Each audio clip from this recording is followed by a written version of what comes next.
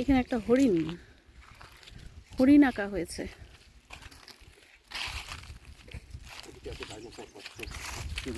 ও বাবা,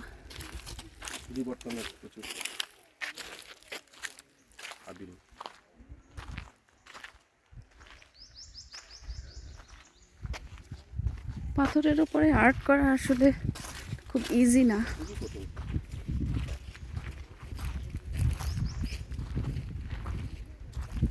মহাবলীপুরম তো নিশ্চয়ই জাননি। হ্যাঁ, গিয়েছি। ওখানেও দেখেছি।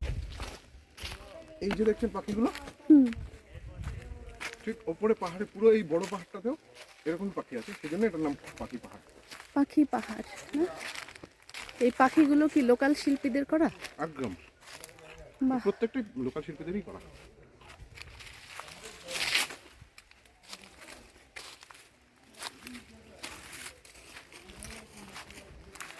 পাথর কেটে কেটে করা।